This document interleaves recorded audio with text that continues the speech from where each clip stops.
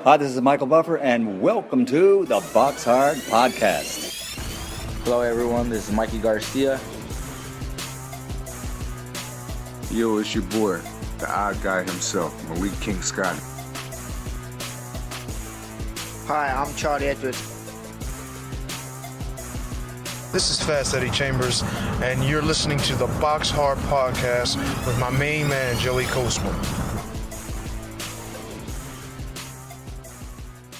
Hello everybody and welcome to episode 83 of the Boxhard Podcast. I'm your host Joey Coastman. I'm joined as always by Mr. Ayaz Sumra. Ayaz, how you doing? I'm good, Joey. How are you? Very good, my friend, very good. So we're going to dive straight into part one. There's no changes, it's always the same thing here on this show. We're going to start with the review part. We're going to start with a card that happened last week in Germany.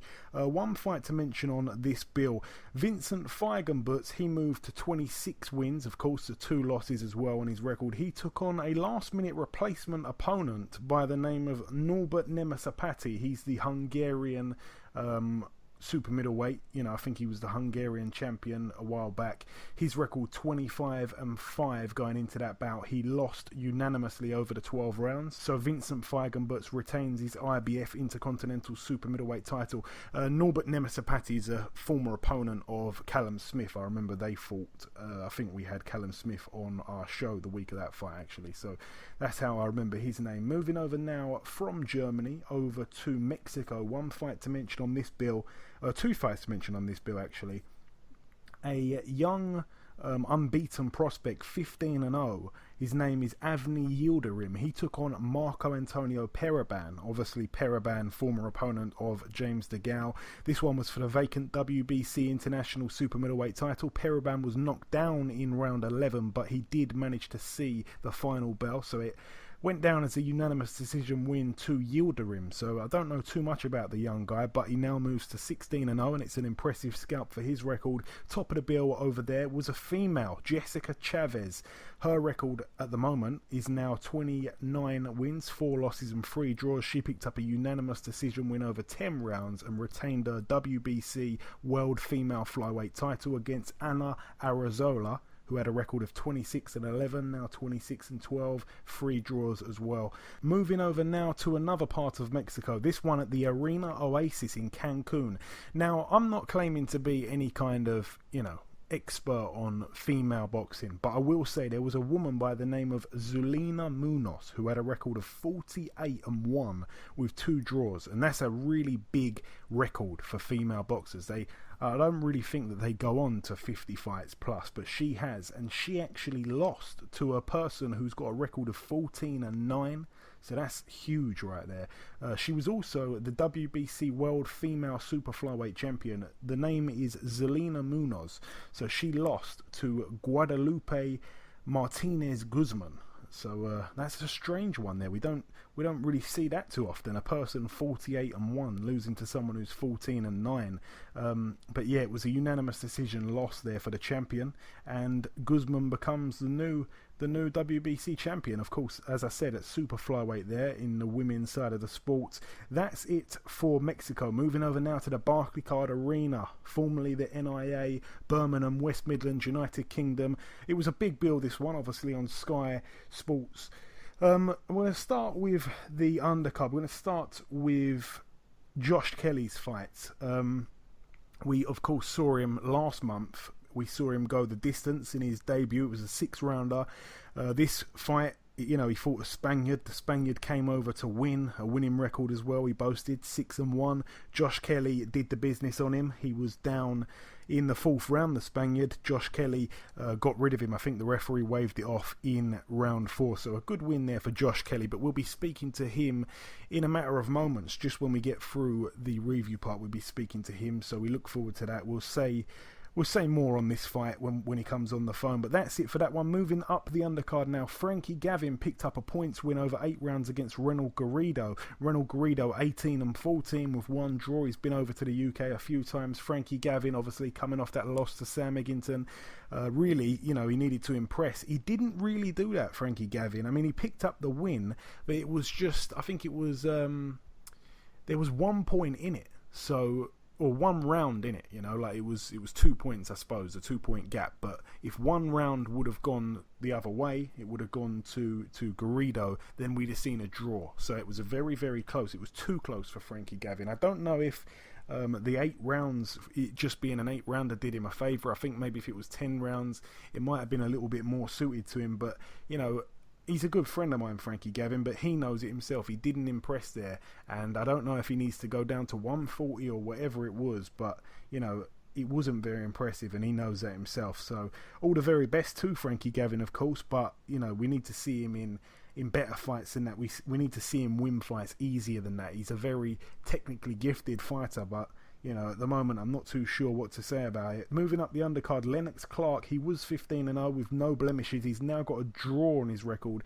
He drew over 8 rounds against Carol Horsajek. That's not actually a female called Carol, that's a man, by the way. His record was 8-7 with 2 draws, so not a great outing there for Lennox Clark. Also on the bill, Sean Davis was defending his WBC International Super Bantamweight title against Gamal Yafai. This was always going to be a pretty decent fight. Both men were undefeated. Davis was down once in the 3rd round, twice in the 5th round, and 3 times in the 7th round. He was game, Sean Davis. He went down. Every single time he went down, I wasn't sure he was going to get back up, to be honest. It was the body shots that were really affecting him. He really couldn't take the shots to the body, especially the way Gamal Yafai was ripping in with them. So, a good win there for Yafai. But Sean Davis, definitely, I'm going to give him some credit. He kept getting up. He barely had anything left when he was getting hit with some of these shots.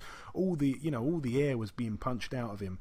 But he managed to get back up, so he showed a lot of heart there, but he just didn't have enough. And, that was it. In the 7th round, it was all over. So a good win there for Gamal Yafai. He picks up the WBC International Super Bantamweight title. He also proceeds to 12-0. And Sean Davis picks up his first blemish now, 12-1. Also on the bill, Seferino Rodriguez. He was being managed by Sergio Martinez. He took on a friend of the show, Sam Eggington. We had Sam on a couple of weeks ago. We knew that this was going to be a step up. And what I mean by that is we know that Sam Eggington's a guy who, we all know his story, walked into the gym, wanted to be a journeyman, just wanted to earn a bit of money, and there's no stopping him. He is a wrecking ball. He is the bulldozer. That's what I'm going to start calling him. Forget calling him Savage Sam Eggington. Even though he is a savage, he is the bulldozer. And, he only fights one way, Sam Eggington, but he overwhelms people. His fitness levels are incredible. He just keeps coming forward the whole fight. He seemed to... I didn't really think he was in too much trouble during the fight, but there was a spell where I remember the commentator saying that he thinks that Sam Eggington was hurt, and then Sam landed a great shot on Rodriguez and he looked like he was about to be stopped, but he couldn't get him out of there. I think Rodriguez had pretty good recuperation skills. He was able to, his legs were strong. After a few seconds, he was able to move well, and when he was moving well, he was actually fighting pretty well. I don't think Sam Eggington's fantastic with movers, but, there's no stopping Sam Eggington. He's now the EBU European welterweight champion. Of course, his WBC international title was also on the line, so he defended that, but he becomes the European champion, and as he said to us a couple of weeks back that he will be ready, in his opinion, to fight for a world title in the new year. And if you'd have said that maybe 2 years ago, or maybe just after the Bradley Skeet fight, maybe even as soon ago as that, I don't think people would have liked that. I think people would have probably laughed, but there's no stopping him. The man just keeps smashing down the tasks, the seemingly impossible tasks in front of him. And I will say credit to John Pegg as well, his trainer. When Sam stopped Seferino Rodriguez in the 10th round, it was a brutal KO. I think he was actually, unconscious pretty much 2 punches before the fight ended. He was out on his feet, completely gone. He was on his way down and he got hit by 2 serious punches. I think it was like a left and a right. So, he took a right beat in there, and he pretty much, he fell out the ring. He pretty much landed on the ringside photographers, which we don't like to see, and he was completely out. There was a bit of concern. Sam Eggington, he turned round, he was celebrating a little bit, not over the top, but his trainer jumped straight in. As I said, John Pegg, the first thing he did went straight over to Seferino Rodriguez and checked on his welfare. So I think massive credit to John Pegg. But a great win there for Sam Eggington. He just keeps marching on. There's no stopping him. I mean, Barry Hearn was talking about fighting Danny Garcia next. You know, that's a huge step up. But I tell you what, the rate he's going at, you just don't want to bet against him at the moment. But Sam Eggington now 21 wins, 3 losses. Seferino Rodriguez 24-2. But a brutal knockout there for Sam Eggington. Absolutely amazing. And also, main event, Cal Yafai defending his WBA World Super Flyweight title in his hometown of Birmingham. His record was 21-0 going into that fight, and he took on Suguru Maranaka. We didn't actually know how he was ranked in the top 15. He hadn't fought for any kind of WBA title, you know, like a regional kind of title, or perhaps, you know, a continental title or anything like that. But he found himself within the top 15, so I'm not sure how. But, you know, he came and gave it a go. He did come and give it a go. He was game, you know. It was obviously a big fight for him, and I think he was possibly a little bit better than some people gave him credit for going in. But, you know, we've all got to admit we didn't really know anything about him. But no, he came, he gave a good account of himself. Cal Yafai had been deducted a point in the 8th round as well for repeated low blows. Maranaka was down in the 2nd round, so, you know, that's a 10-8 either way. But no, you know, he got the job done, Yafai. It wasn't the most entertaining fight, but, you know, he got the job done, as I say.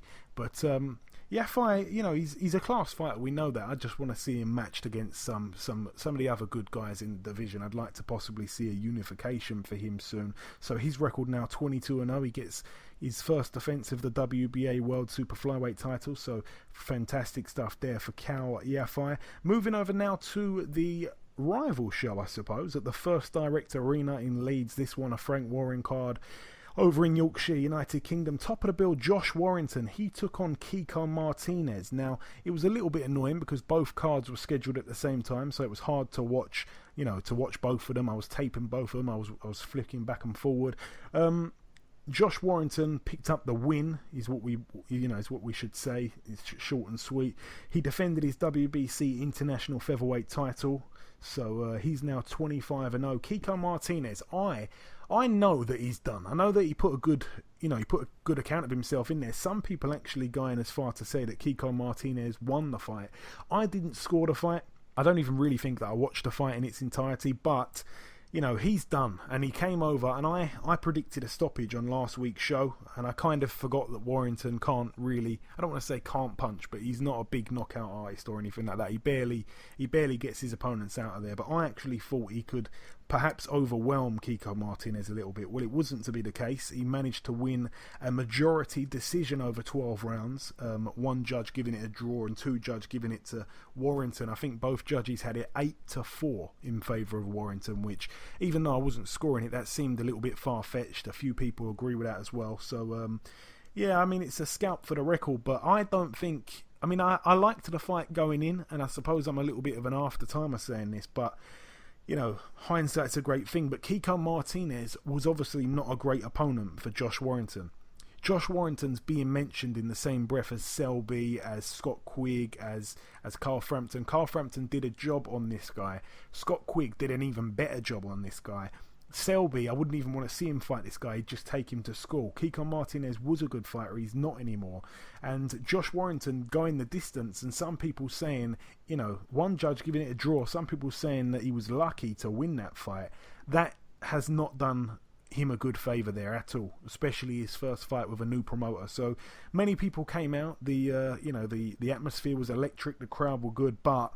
not very impressive there for Josh Warrington, and he will know that. Kiko Martinez now 36 wins, 8 losses, and 1 draw. I'm not sure what's next for him, but he keeps going back to Spain, having all these weird 6-round fights against complete journeymen. I don't know why he does it, but he'll probably go and do that, I suppose. But all the very best to Kiko Martinez. He seems like a nice guy by all accounts. Moving down the undercard, Jazza Dickens, 22-2. He took on the undefeated 20-0 Thomas Patrick Ward. That's the brother of Martin Ward. Not Martin J. Ward, Martin Ward.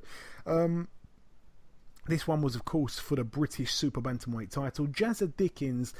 he didn't start very well, in my honest opinion. I think that Ward started the better of the two. But it was a bit strange. Ward suffered a cut above the left eye from an accidental head clash which was in round 9. I didn't even think it went as far as that. I thought it was maybe round 5 or 6, but that's shocking me looking at that. But no, he picked up a cut. It was weird because he kind of got thrown to the canvas by Jazza Dickens. It wasn't, it wasn't in a bad way. He just they kind of just brushed bodies and he fell to the floor. It was strange. He went down with some force, but there wasn't any any fouls or anything like that. It was just, I think maybe he might have threw a punch and missed or something. He went down, but I think he maybe caught his eye on something.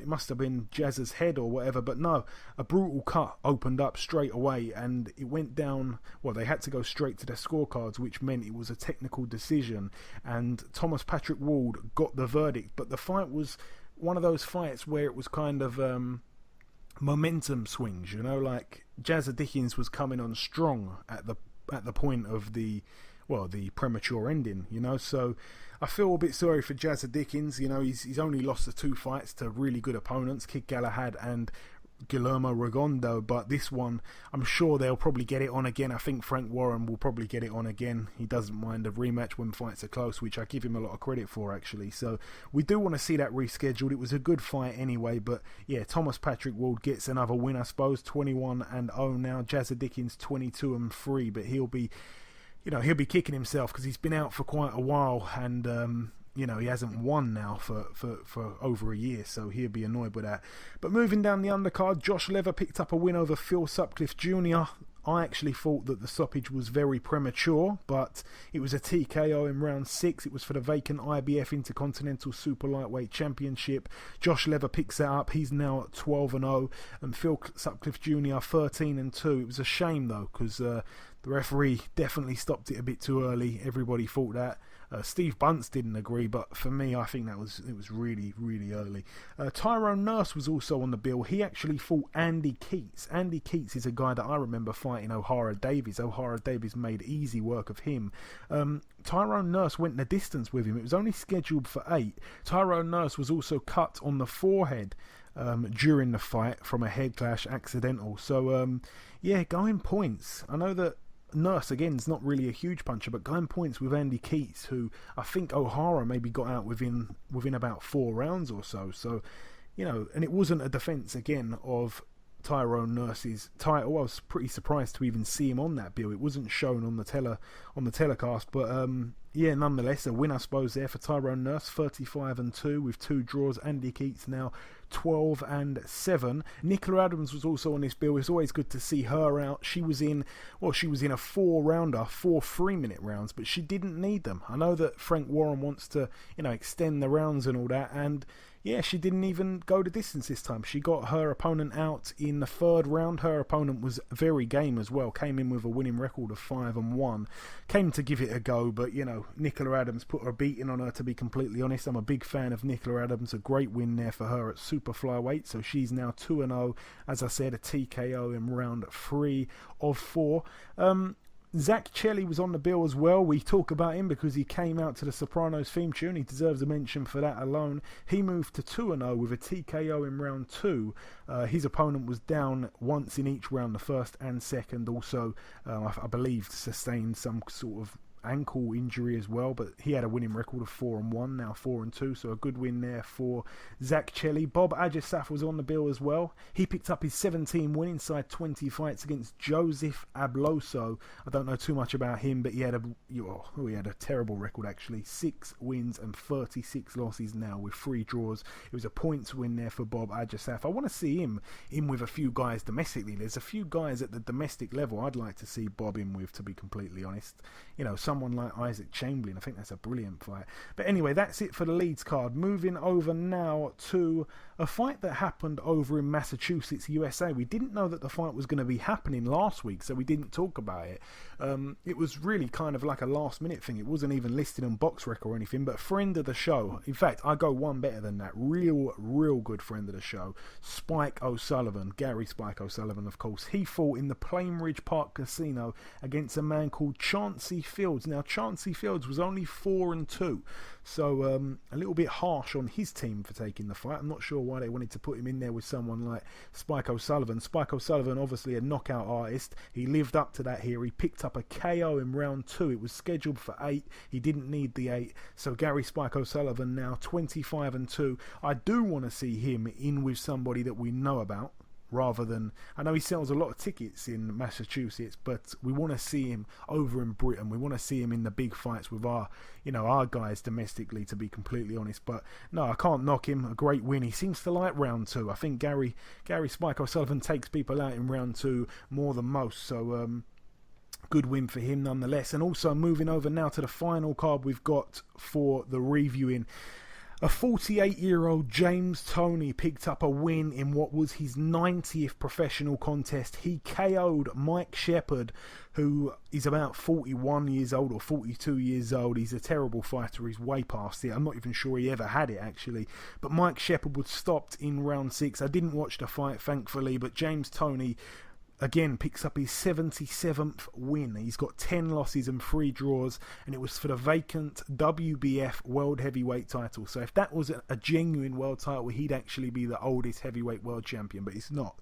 So I think it still lies with George Foreman. So yeah, it is what it is. That was the reviewing. We finished there with a fight between two guys with a combined age of 89. But rather than all the old guys, we're going to bring in our first guest. I said it earlier, it's a breath of fresh air. It's one of our guys coming through, of course, coming through that GB setup, a youngster, a young prospect, undefeated pro. So it's now time to welcome our first guest. Ladies and gentlemen, please welcome the Team GB 2016 Olympian and, of course, unbeaten professional Josh the Pretty Boy Kelly. Josh, welcome to the show. Yes, mate. Thanks a lot. Yeah, pleasure to be on. Hey, it's my pleasure, my friend. So, Josh, first things first. You've had 2 fights now so far in the space of 2 months, if you like. It's been pretty quick. Both of them have been live on Sky Sports. I'm going to go back to the first fight. The first fight, obviously, was on April 15th in Scotland against Jay Byrne, in which you won on points over 6 rounds. That was obviously the first time you were able to showcase some of your skills as a professional. What did you make of that fight, Josh? The guy obviously came to fight, which is always good to see, especially for somebody's debut fight. Yeah, it was a good fight, mate. It was hard. It was quite tough. He was obviously durable. He'd competed at middleweight, and obviously I'm coming down to welterweight. I think towards that sort of end of things. So I mean, it was tough, and he was durable, and it gave us a good 6 rounds. And it wasn't like you said, it wasn't a typical debut opponent. So I mean, I was happy with my performance. And to be fair, I hurt him in the 5th round, and I nearly ended up getting him out. So I was happy with the overall performance, and moved on quickly. I was back in the gym straight away, like you said. Had another fight the next month, so felt good.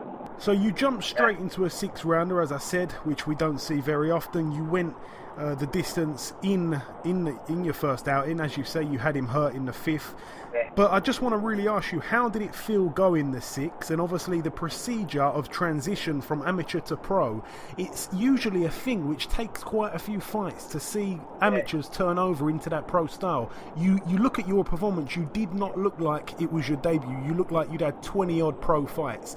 It's almost like that transition's non-existent for you. So I basically want to ask you about that, and also, going the 6 rounds as well. What did you make of the whole thing? Yeah, mate, it was really good. That's a good compliment. I mean, I felt as though from the amateur background, I boxed more of a pro style anyway. I suited more of a sort of professional style.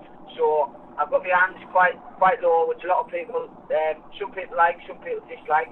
But it's the way I box. I've got fast reaction, so I just try and work off that a lot of the time. And obviously, the 6 rounds, I boxed at the worst meet once, and that was a 5 rounder against the world champion from Kazakhstan. So I mean, I'm not shy on doing the rounds. I'm fit.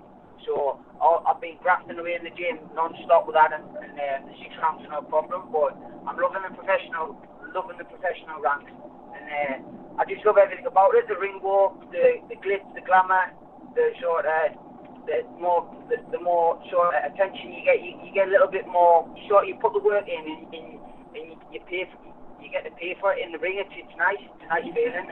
And amateurs you go underlook sometimes because you're in different tournaments, fighting really hard geezers, different countries, and no one really hears about it. But these professionals are making noise straight away. So I really enjoyed it, and I can't wait to step up the rounds, and because I've got a lot more fitness there, so I can't wait to get through these rounds and start to look towards championship rounds, hopefully.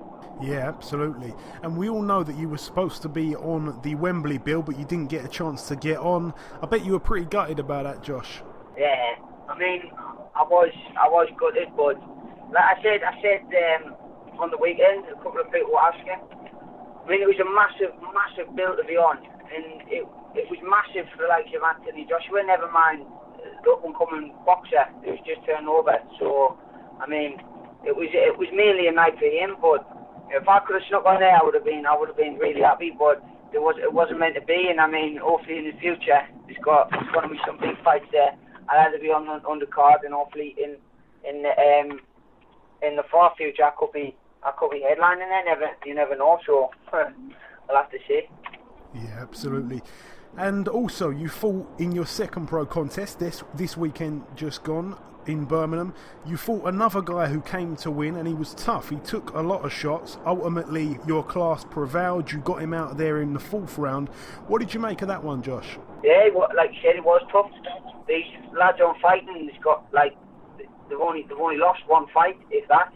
So I mean, I think they've both combined records is 10 fights lost 2, and that would be a difficult fight for someone to take in itself. And obviously, I took 2 fights with only the opponents lost one each. So Adam's looking to move was fast, and like you said, he was tough and durable. So I got to show me punch variety and skills, and that's what I like to do. I like to go through the repertoire the first few rounds, and then see if I can sort of hurt them later on. Like, you look at the good boxers these days, such as Lomachenko, etc.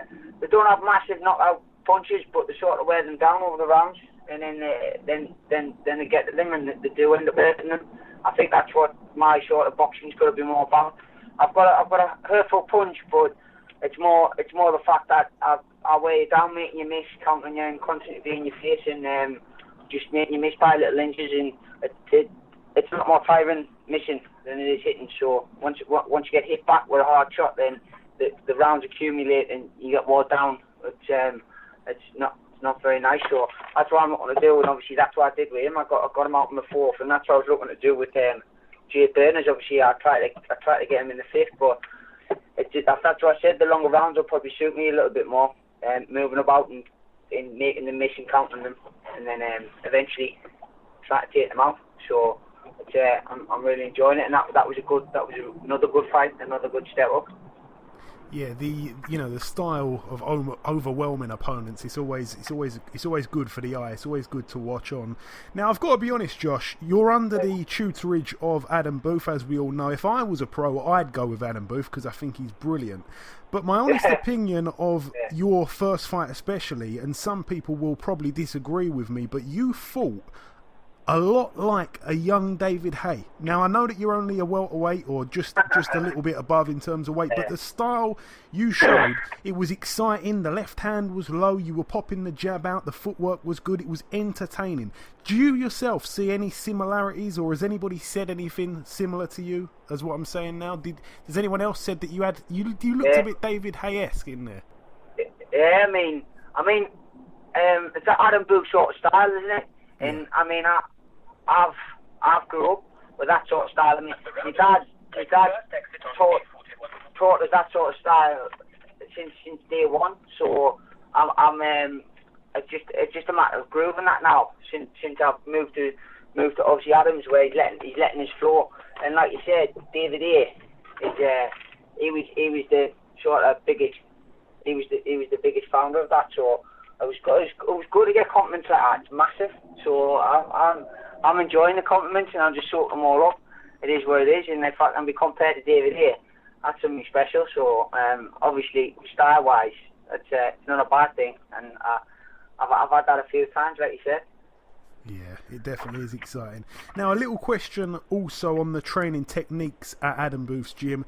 How are you finding the type of training and the intensity of it all compared to training in the GB setup? Obviously, we know that Adam Booth, he's very serious when it comes down to training. I'm sure I saw a video. He's got some kind of crazy punching machine which about 12 different pads light up, and you've got to hit a certain pad what lights up at the time. He's got some crazy machine like that. What do you make of that machine? Do you like that machine? Yeah, it's all about reaction, so it just speeds your reactions up. And to be honest, I think Adam was the top scorer on that, so I think he's been practicing by himself on it while we've all been out the gym, believe it or not. So it's a bit mad. It's his toy, so to say, so it's a bit crazy, but we all go on it and we all have a good competition. Everyone's competing against each other, and that's what you need in a gym, just to bring yourself on. So yeah, it's a good machine that we always end up on it at the end of the session. It doesn't matter if it's a hard session or an easy session, we all end up on it, killing ourselves to beat each other, so it's good crack. And after your fight, the weekend just gone, Adam Booth said that this is just a stepping stone on your journey to become world champion. He's obviously got a lot of belief in you. Despite your visible talent, it's a big call this early into a pro career. It means that Adam clearly expects huge things of you.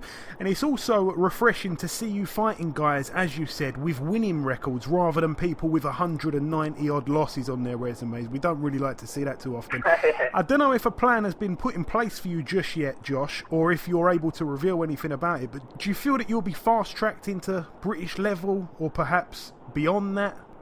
I can't reveal too much now. Of course. I mean, obviously Adam believes in me highly, and obviously I've got belief in myself, and I had belief in myself before. When Adam's sort of confidence in what he's installed in us now, it's just boosted my belief twice as much. It's a bit mad. It rubs off you and it gets in your head, and that's what you need with a coach. And obviously he doesn't lie about things. He's always truthful and strip things apart, bad or good. So I know when he says things like that, he's telling the truth, because I've heard him rip things apart and strip them down. And when I first went to the gym, different little things where I've been practicing, we had to sort of just start the basics all again, the way we wanted them, lay his foundations and stuff. So he won't beat around the bush. He is truthful. And when he said that on the weekend, I was sort of took back by it when I listened to it over again. I watched the fight and I listened to the interview after, and I didn't really realise he actually said that until I listened to it after, because when I was sitting there, I didn't really click on. But it's a massive compliment that coming from Adam, with such experience, and the boxing what he's got now as well, especially. So it's good to hear that, and it just installs belief in me, and I feel as though I could be fast tracked if needs be, and that's what I want. I want to get fast tracks into sort of the British level and stuff. So I'm not getting ahead of myself. I know my talent is, and I know what I've got to improve on. I know my mistakes and stuff, little switch offs, and like people say, I do switch off a little bit, but as the competition goes up, I'll naturally switch on, because I'm sparring with the best, the sort of world champions, ex-world champions in the gym anyway. So I know where I lie there. So I'm looking forward to the future. Hopefully it'll be bright. Yeah, me too, my friend, me too. Now, you're next out on the 23rd of next month, if I'm not mistaken, in a little bit of a homecoming for you, I suppose, in Newcastle, this one. Do you know who you're fighting yet, Josh, or has it not been confirmed yet? Hasn't been confirmed yet. There's a couple of names floating about, so we'll just see who the line up, and we'll take it from there. I mean, it's like the same as every fight. It's just another fight to me. It doesn't matter if it was in the back garden or in GM or, like you said, Newcastle, a little bit of a homecoming. So it's a fight to me, and I just love fighting. I want to just get in there and do another number. So yeah, of course. See. And obviously you've had the two fights in pretty quick succession. You've got a third one lined up, no opponent yet. How many times ideally would you like to fight this calendar year, Josh, ideally? I think we'll get this one, and I think then I'm not sure if I think I'll have a bit of time off in the summer, and then that'll be my little break, and I'll be back in from obviously September, October time, and then just see what Eddie's got lined up for us then. But I think I was scheduled to fight 6 to 8 fights in my first year. So we'll see if we can get anywhere near that, but obviously I'm fighting 6 rounders and hopefully move on to 8 and 10 soon. So, and we'll see where we end up at the end of the year. So it's not like baby fights where I can have a 4 round after 4 round after 4 round and sort of just build my way up. These 6 rounders and 8 and 10 sort of take a little bit more out of you. So you've just got to be we've got to move fast, but we've got to just do things right. So I'm looking forward to it and see what happens, see what Eddie's got lined up for us and Adam, and see who's I want to be fighting towards the back end of the year. And you're going to be fighting at, is it welterweight you're going to be fighting at properly, Josh? I think I'll be able to come down to welterweight, so that's the plan. But we'll just, I mean, shoot, I'm not a small welterweight. I'm quite a big welterweight, but yeah, I'm not like a small super welterweight. So I'll just class myself as a big welterweight, but not a small super welterweight. I'm not small for super welterweight, so it depends if I can do well as a welterweight and see how far we can take it there. You never know, could jump in between the 2 weights, and that would be nice. So that would be a nice little touch. Yeah, there's certainly a lot of fights, especially domestically for yourself between the 2 weights. Now, Josh, I want to ask your opinion on one fight coming up, again, in the welterweight division, next weekend, of course. Kell Brook against Errol Spence. This is a fight that everybody's looking forward to. Have you got an opinion on that one, Josh? My opinion keeps changing every other day, you know. I'll probably like everyone. I seen a little clip of Kell Brook on the pads today, just before I come on the phone then, and he's looking sharp. And I mean, he's looking really sharp. I mean, Errol Spence is such a talent as well. He's young. I'm not sure. Kell Brook's strength and maturity might play a massive part in this, and that's what, my opinion, that's what I think could win him a fight. And he's sort of power, maturity, and strength, and I think that will prevail. But Errol Spence's quality does everything really good, and he's really well-rounded for like a young prospect. So he's coming through, and it's not going to be an easy fight whatsoever for Kell, but I can see Kell winning. In my opinion, I've always rated Kell highly, so I can see him winning with it. If he finds the gaps and finds the shots, I think he can put Errol Spence away. I've never really seen Errol Spence against a massive puncher yet. I don't think. Anyways, like Kell, but quality-wise. So we'll just see how it goes, see how it plays out, but it's going to be a good one. It's going to be a really good one. Yeah, it certainly will be. I have to agree with you. I think that Kell hopefully gets the job done. We certainly hope so. And finally, Josh, just before I let you go, I wanted to give you an opportunity really to give a shout out to anybody, sponsors, trainers, promoters, anybody in particular. Just take it away. Right, go on. Well, I just want to basically a main shout out to everyone who comes and supports us week in, week out. Obviously, it's when to come down and buy the tickets and stuff. And the little sponsors, well, not little, the big sponsors such as JD, they're helping massively. Matchroom, Sky, the coaching staff, everyone. I mean, without them, I wouldn't be where. I know it's a cliche word. I wouldn't be where I am today. And obviously, the family where I've got behind this back and it's massive. So I just want to say, get your tickets for the 23rd and make it a good night in Newcastle. So be sweet.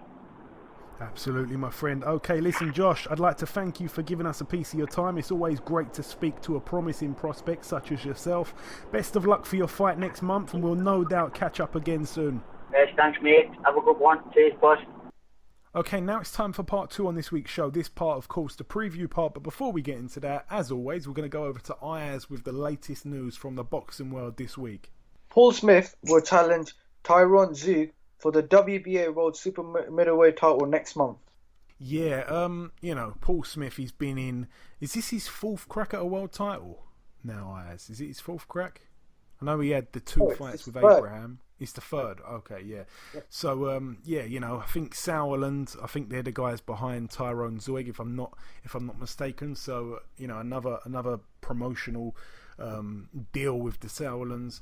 Again, I don't want to knock Paul Smith, but when you go back to his last proper win at 168, I can't even remember who it was, to be honest. So, he's a good fighter. He's a good fighter, but in some ways, I think he kind of thinks that he's a lot a lot better or bigger than what he actually is. But I'm not knocking him. I think he's a good guy. I haven't met him, but I've seen people speak about him in a good light. I've never. I say I haven't met him. I've never spoke to him. I've seen him. I've been in the same room as him. He seems like a nice guy.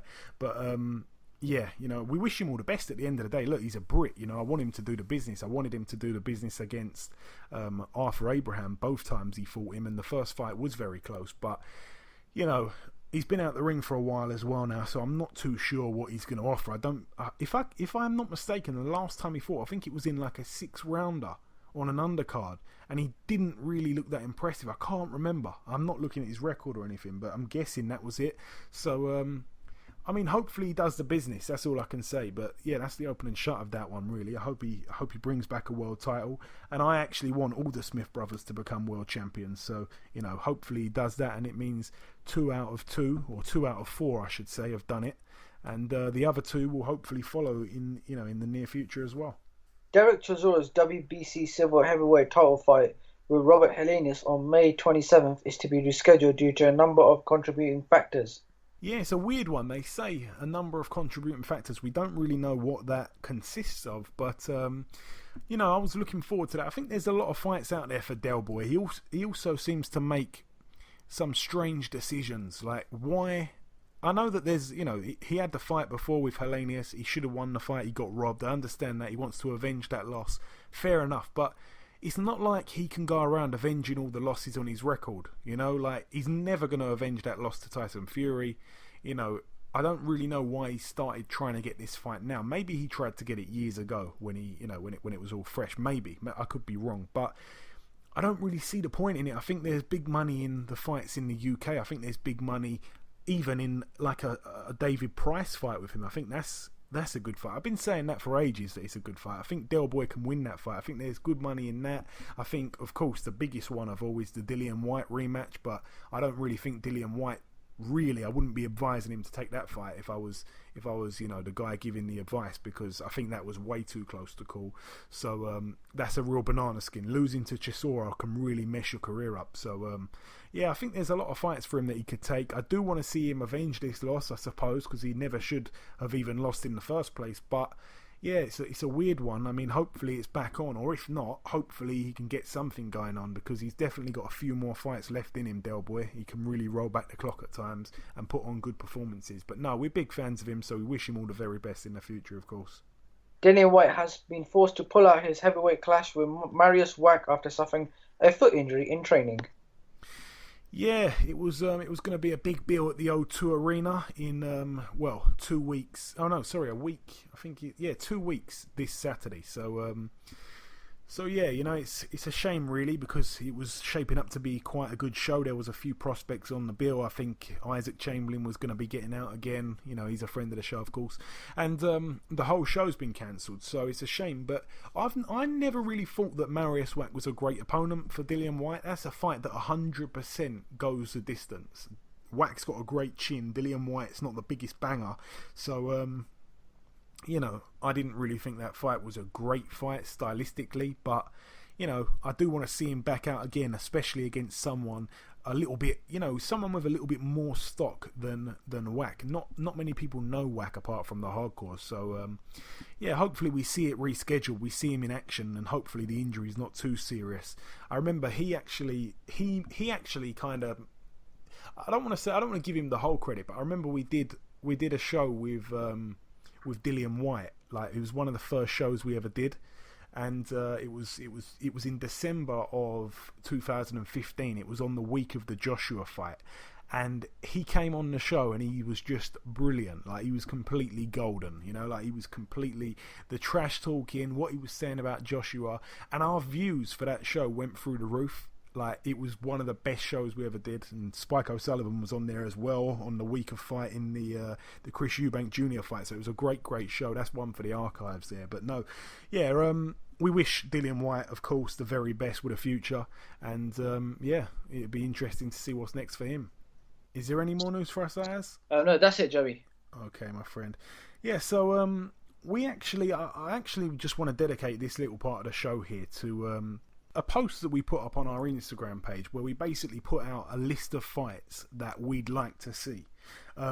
And many fighters got involved in it. You know, we tagged all the fighters in the posts, fights that we'd like to see across all weight divisions, from heavyweight all the way down to flyweight, I believe. So there's so many fights on there. So if you want to head over to our Instagram page and have a little look, you can again interact with us, leave your comments, tell us what fights you'd like to see, or perhaps comment on the fights that we've put out there and have your say. Let us know who you think will win that fight or anything. So any interactions on the Instagram page, we can talk about them on next week's show, of course. So just as I say, head over to the Instagram page and you can find us on there at Boxhard Podcast. And there's many fights. There's probably something like 50 odd not fantasy fights, because they're fights between fighters that are in their peaks right now. Great fights from all levels. So check it out. We've made like a little section for the domestic fights and also for the world level fights. So it's really interesting. As I said, we've had loads of fighters commenting on it, from Jorge Linares to Kubrat Pulev. Many of them have liked what we've, some of the fights that we've set up. So you can head over to there and have a little look if you wish. But that's really it for the news. That's it for that little interesting part I just threw out there. We're now going to move over to the previewing, of course, the start of part 2.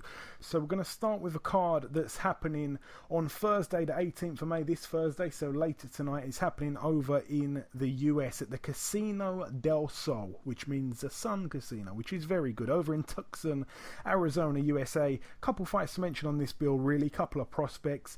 Starting off with Joshua Franco. He's a prospect out of the Garcia gym. His record at the moment 9-0. He's in a 6-rounder at super flyweight. His opponent yet to be announced.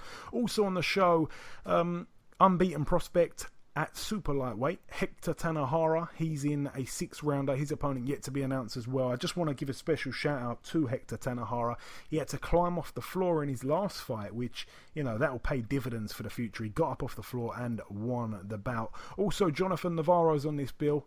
He's in a 6-rounder at super lightweight. His record at the moment 9-0. He takes on Ricardo Alan Fernandez, who has a record of 3-4 with 4 draws. And also top of the bill, a great fight actually, Diego De La Hoya. That's the cousin of Oscar De La Hoya. His record at the moment 17-0. He takes on Eric Ruiz, who has a record of 16-6 with 1 draw. And Eric Ruiz has been in there against some seriously good fighters. It's a 10-rounder, that one, at super bantamweight. Sometimes on this show we mention a load of guys and people probably think, who are these guys? Believe me, you're going to know about these guys in the near future. They are definitely promising prospects. Moving over now to the Barclaycard Arena in Hamburg, Germany. 1 fight or 2 fights mentioned on this bill, or 3 fights actually. We're going to start with the undercard. Mario Dasa. I don't know too much about him, but his record is 12-0, so it's a perfect record. This one's at cruiserweight for the vacant International Boxing Organisation, so the IBO International Cruiserweight title, and also the vacant WBO European Cruiserweight titles on the line as well. He takes on our very own forgotten cruiserweight, Ola Afolabi. I believe he's from Streatham, but he lives in the US. He actually retired, but he's back. So this is his first fight back. I think he's been out the ring now for... I'd have to take a guess, but it's been over a year. His record 22-5 with 4 draws. Afolabi's a tough guy, so this is going to be a real test for Mario Dasa. Also on the bill, Christian Hammer. He's again another man that we talked about in our Instagram page. He's another guy we'd like to see matched up. Christian Hammer 21-4. He takes on Zinedine Bekmalov. I don't know a thing about him, but his record is 22-5 with 1 draw. He's for Christian Hammer's WBO European heavyweight title. Christian Hammer's actually a good fighter, by the way, so it'd be interesting to see what unfolds there, but I definitely think he'll probably get the job done. And also on this bill, top of the bill, of course, Igor Mikhalkin, who has a record of 19-1. I'm probably saying that wrong. He takes on Thomas Ustenstein, who has a record of 27-0 with 2 draws. It's for the vacant IBO World Light Heavyweight title. Both guys really need to fight someone. They really do. They're both kind of, the records are a little bit padded here. But it's a fight that has to be mentioned, to be completely honest. But yeah, may the best man win over there. Moving over now to the UK. This one fight to mention at the Bolton Whites Hotel in Bolton, if you haven't guessed, Lancashire, United Kingdom. a couple fights to mention on this bill actually. Top of the bill, Zelfa Flash Barrett, 16-0. We seen him fight a few weeks back. I think it was probably about a month ago. And Zelfa Barrett is actually fighting a guy by the name of Eusebio Usejo, who's got a record of 28-20. Now, if you look at this record, 28-20, he's actually fought some seriously good fighters. He's fought Evgeny Gradovic, he's got a draw with Kiko Martinez, who we mentioned earlier. He's fought Oleg Malinovsky, who's still unbeaten. He's also fought Rene Alvarado. He's fought a long list of guys and some great fighters as well. He's fought Jezreel Corrales, who's right now he's a world champion, WBA. Also, he's fought Johnny Gonzalez, the great Mexican fighter that was fantastic for years. So he's really mixed it with some great fighters as well. So we've got we can't overlook him. He's obviously a decent fighter. He's obviously been round and fought some great guys.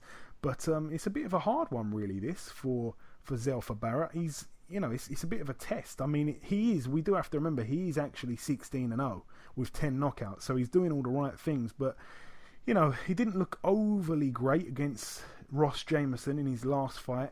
I'm looking at that now. That was actually just over a month ago, about 5 weeks ago. He got the job done, but he didn't look overly impressive. But no, we're definitely behind Flash Barrett for sure.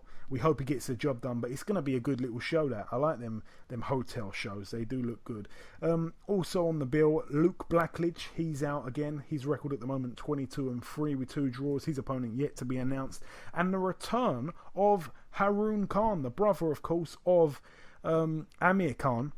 He's been out the ring, if I'm not mistaken, since 2014. So it's been almost 3 years. So I really don't know what he's been doing for money in that time. I mean, I suppose, being Amir Khan's brother, money's probably not an issue. But yeah, he's I don't really understand what it was all about. He just gave up boxing for 3 years. I mean, he's kept himself in decent shape, but we really need to see what's going on there, because he's the forgotten man, so to speak. So I want to know if he's actually any good or not, because we really still don't know. He hasn't really fought anybody of note yet, but he's back again.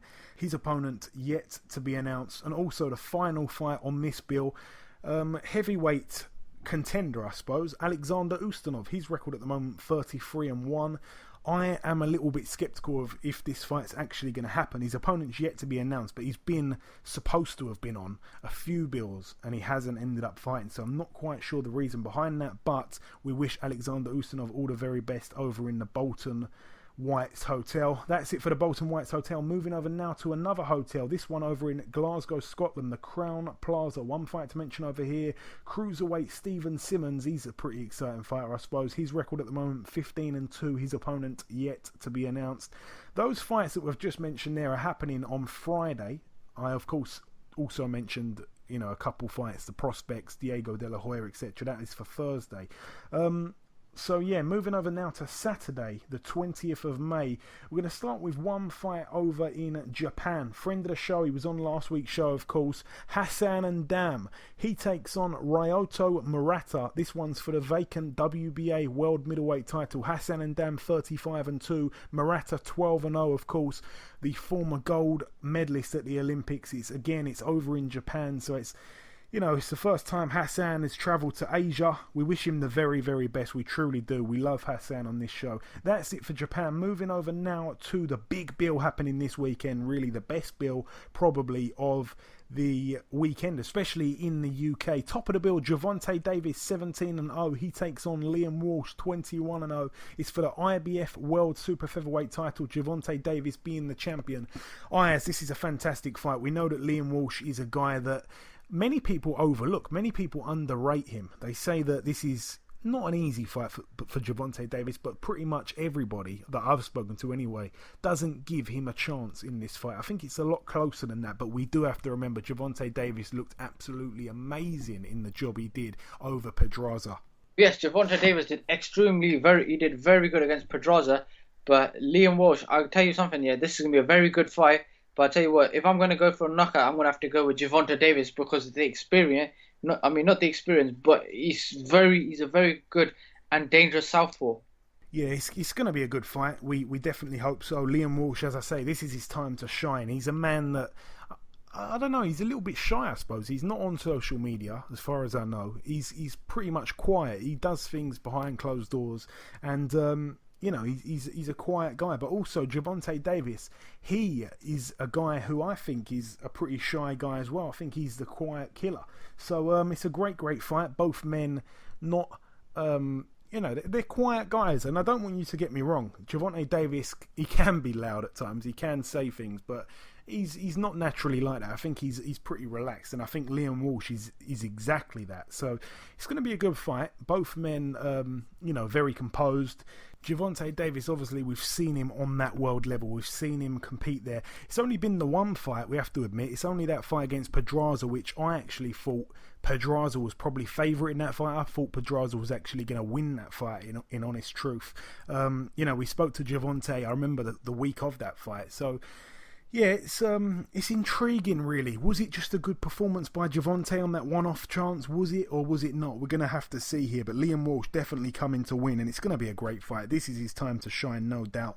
But yeah, we're going to leave that one there. It's going to be a cracking fight. We're going to try and get through the rest of these fights as quick as possible now. Brother of Liam Walsh, Ryan Walsh, he's on the bill as well. He fights for the British featherweight title against Marco McCulloch.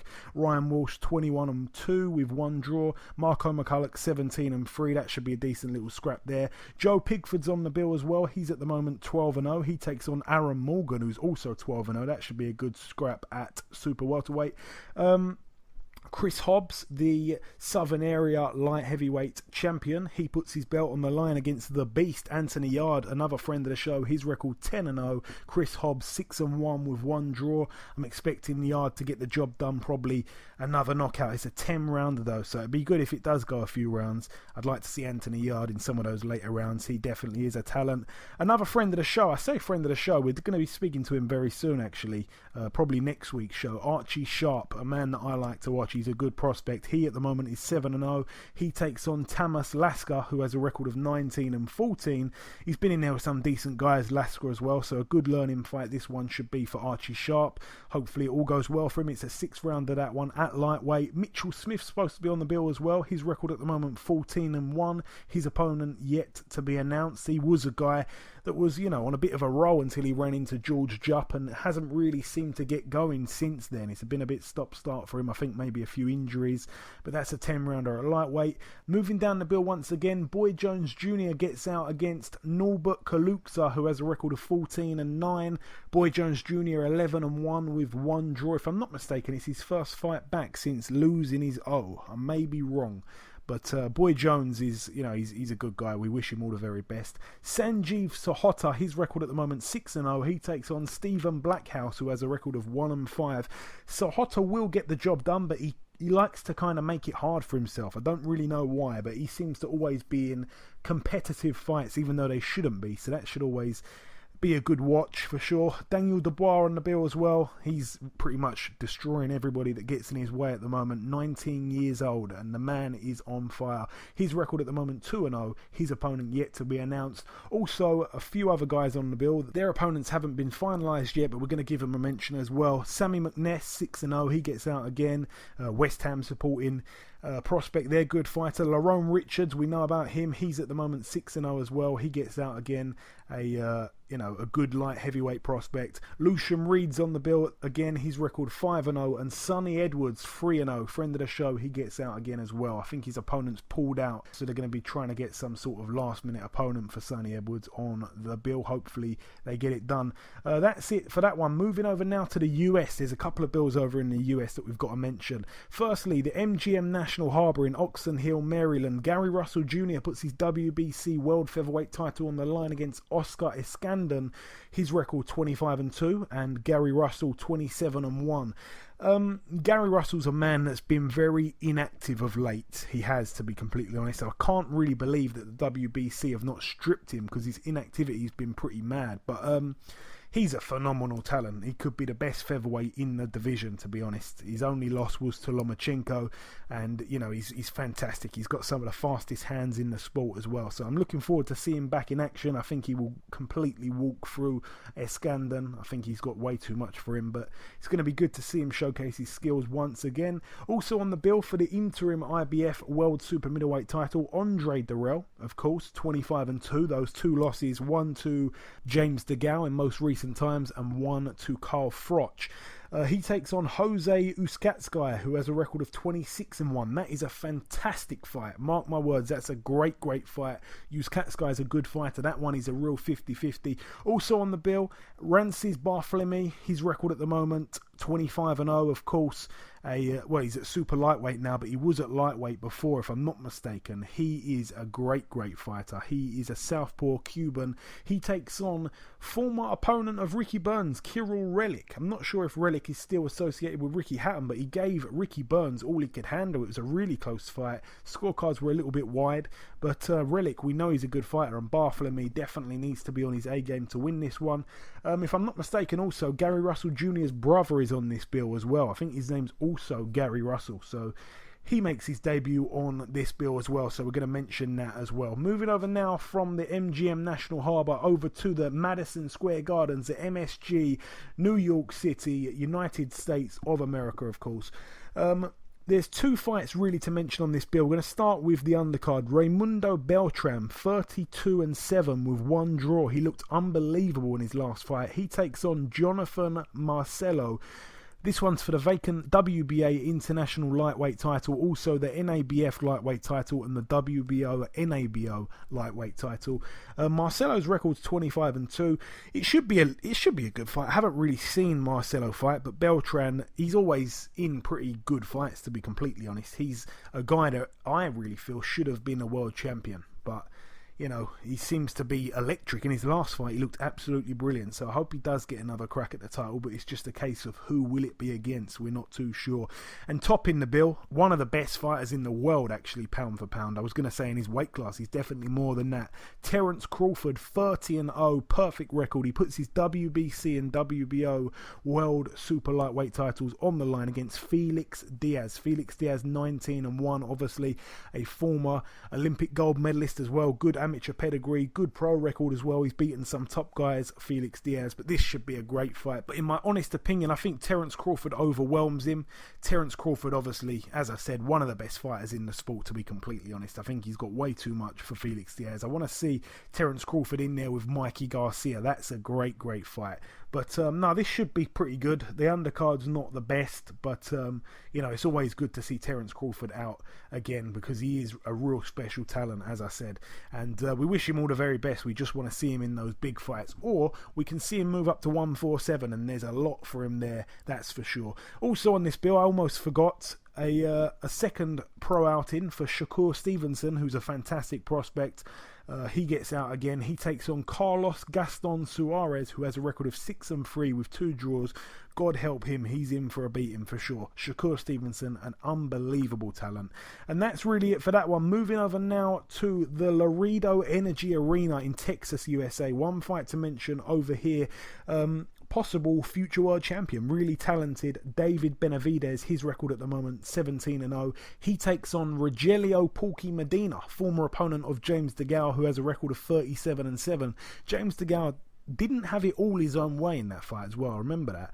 This one's at super middleweight. It's a 12-rounder. So David Benavidez, it'll be interesting to see how he deals with Medina, because it was a decent fight against DeGale there. And that's it for that one. That's it for Saturday. There's one fight to mention on Sunday, the 21st of May, this Sunday. One fight I'm going to mention over in Japan, Tokyo. Naoya Inoue, 12-0. He takes on Ricardo Rodriguez, 16-3. Inoue puts his WBO World Super Flyweight title on the line. Listen, Inoue is one of the best fighters in world boxing. He's a fantastic fighter.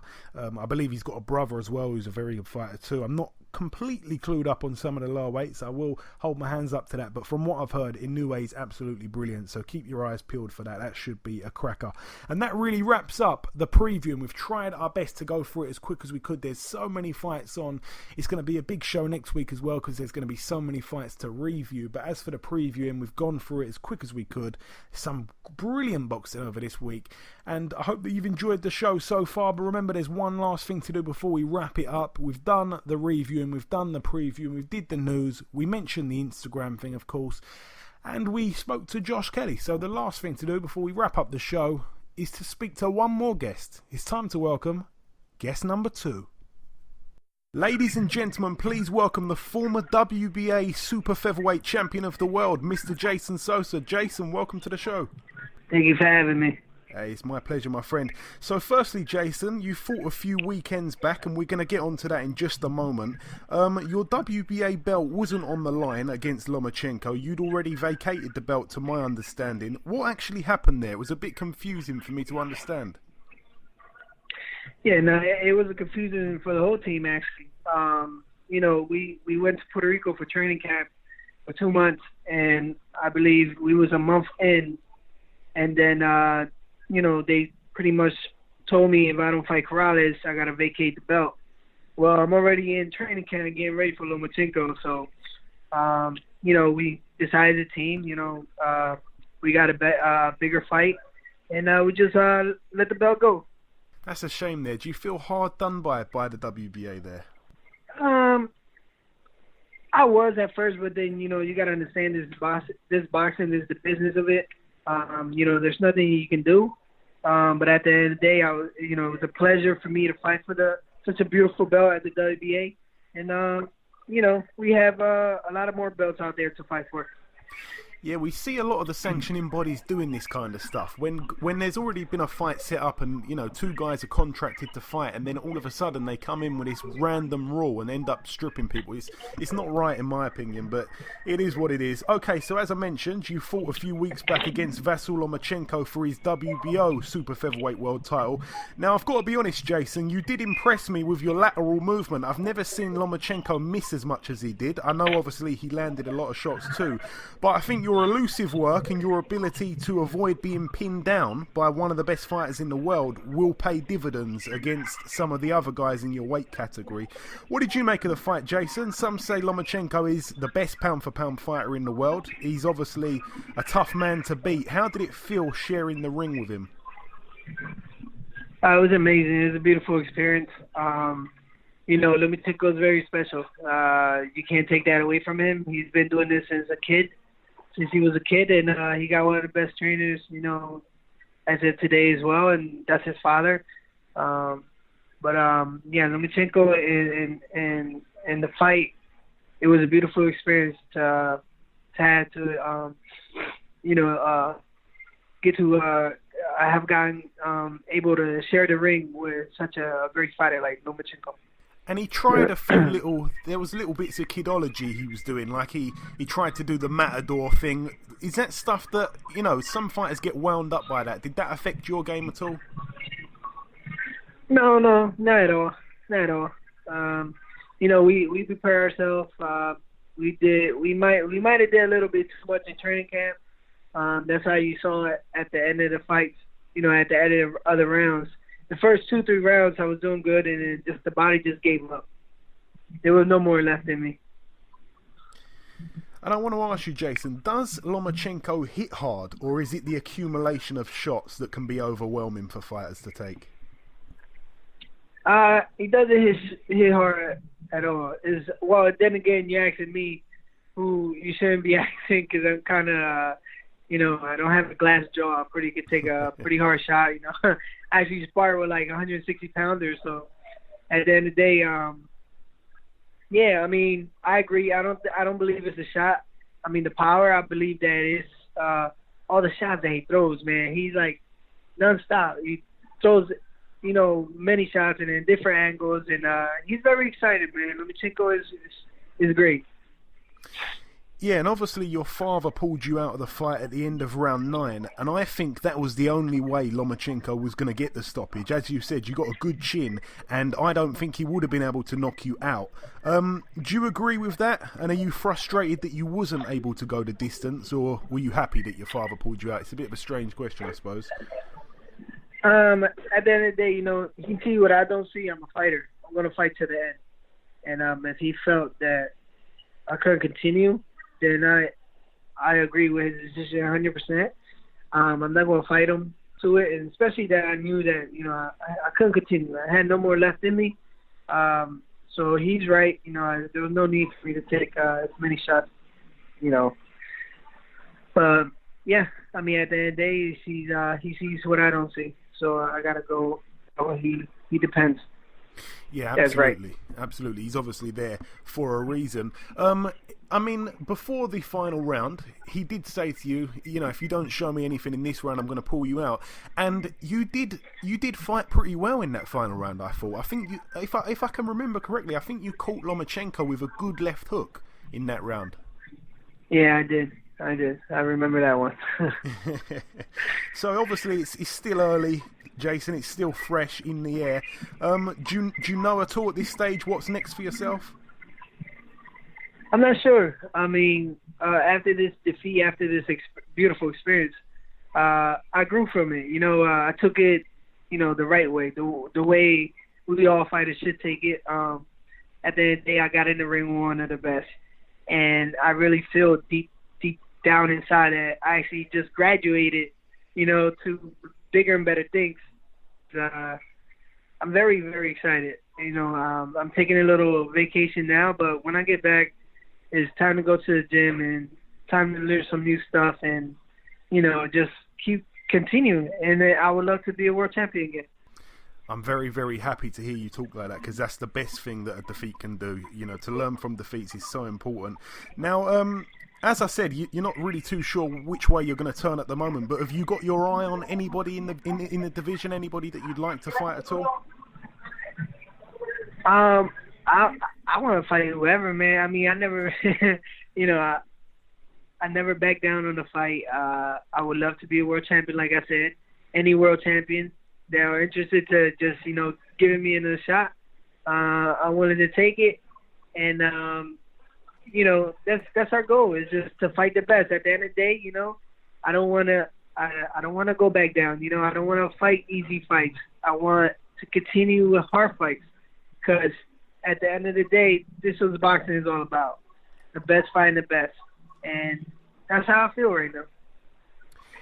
And coming down to the last couple of questions now, Jason, Gervonta Davis congratulated you after the fight, but then had a bit of a run-in with your friend, and a friend of the show, actually, Tevin Farmer. We've had him on here a couple of times now. What was all that about, and who do you think would win that fight, Tevin Farmer and Gervonta Davis? Yeah, I saw that. It was great, man. You know, when I came out of defeat and people was coming up to me, and Davis was one of them. You know, I can't do any more than to grab him and just, you know, give him a hug and tell him, you know what, congratulations, man, because Davis is like one of us. He's like Tevin. He's like me. He's like us. What I mean about saying that is that we came from nothing. You know, at the end of the day, we came from nothing. People turned their backs on us, and we actually made our name of ourselves on our own.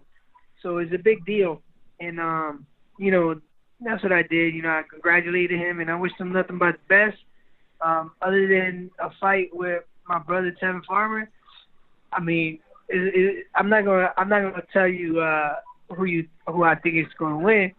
You know who's gonna win. Like, I can't just say, you know, Tevin's my brother. I'm not gonna say David's gonna win. Of course not.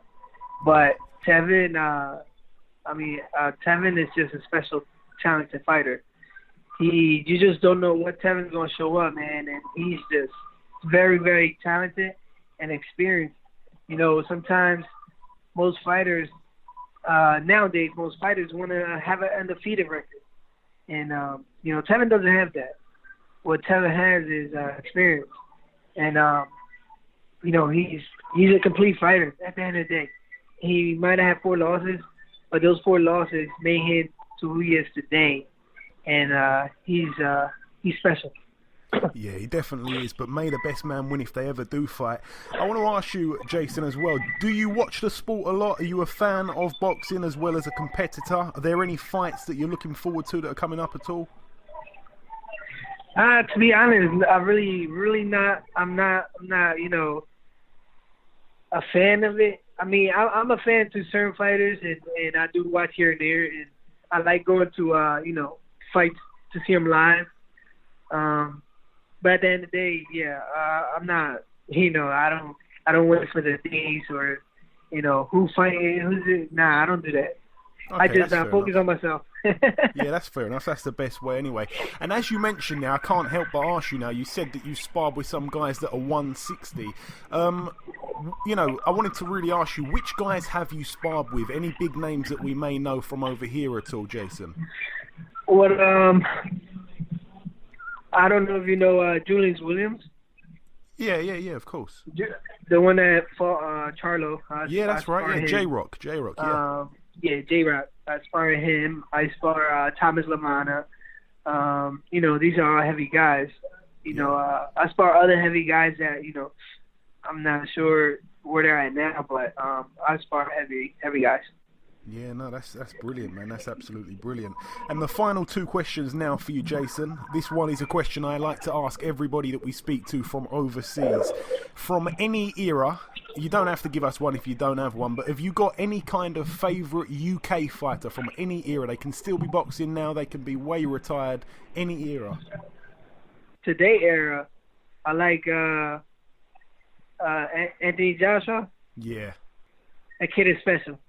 I like him. Yeah, he certainly is. Did you manage to watch his fight with Klitschko?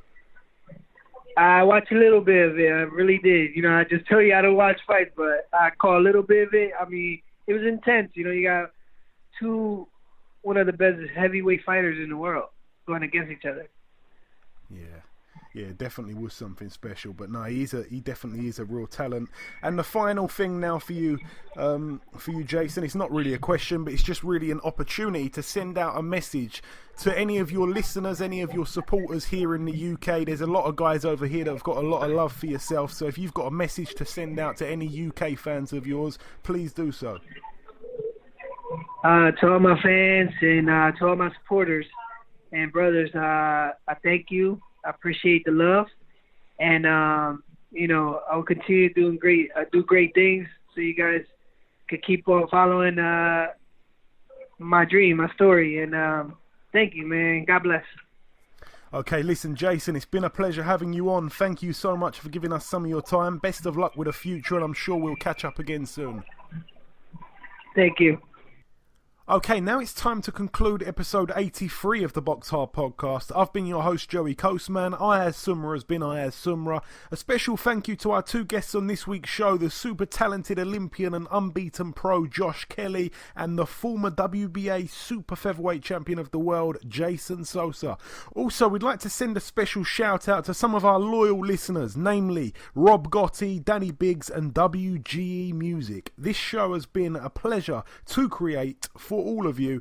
Please remember to leave a review on iTunes if you get a chance. We'll be back next week with another big show as always. Until next time, take care.